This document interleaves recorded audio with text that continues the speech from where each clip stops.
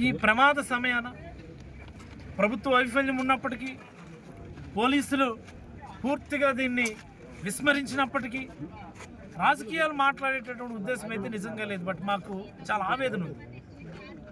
మా ఇల్లు ఇక్కడికి ఒక 1/2 కిలోమీటర్, అరగంట, 6 కిలోమీటర్ దూరంలో ఉంటుంది.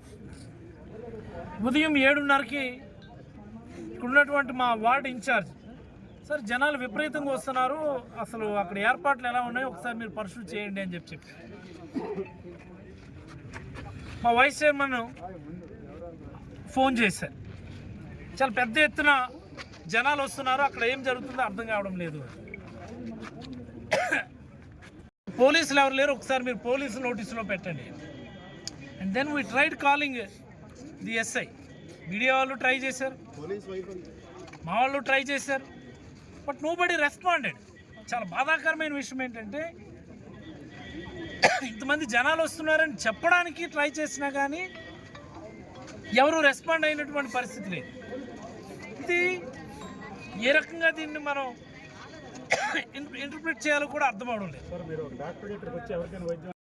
సిపిఆర్ చేశాను, వాళ్ళు గ్యాస్ స్టేజ్లో ఉన్నారు.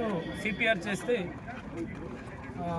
రిథమ్ అది రెస్టోర్ అయింది. ఇమీడియట్లీ గవర్నమెంట్ హాస్పిటల్ పంపించండి. I don't know the status right. Government హాస్పిటల్కి వెళ్దాం అందరూ, let us see what happened.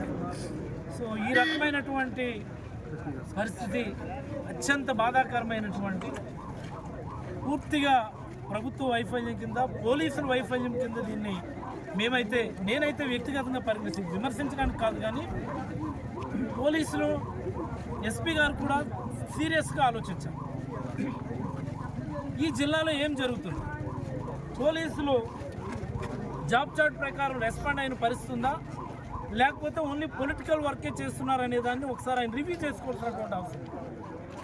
మేమేమైనా ఓ మాట అంటే ఆయన అఫెండ్ అవుతున్నారు, పర్సనల్గా తీసుకుంటారు. ఇది ఎవరికి వ్యక్తిగతమైనటువంటి సంబంధం లేదు. అందరం ప్రజల సర్వీస్లో ఉన్నాం కాబట్టి విమర్శలు వచ్చినప్పుడు కూడా అలాగనే తీసుకోవాలి, రివ్యూ చేసుకోండి. మీరు జాబ్ చార్ట్ ప్రకారం లా అండ్ ఆర్డర్ కంట్రోల్లో, మాబ్ కంట్రోల్లో, ఇంకోటి అకార్డింగ్ టు ద మాన్యువల్ వాళ్ళు పనిచేస్తున్నారా, లేకపోతే ఓన్లీ పొలిటికల్ వర్క్ మీదే బిజీగా ఉన్నారా అన్నటువంటి విషయాన్ని మీరు ఒకసారి చెక్ చేసుకుంటే అనేకమైనటువంటి వాస్తవాలు మీకు బయటపడతాయి.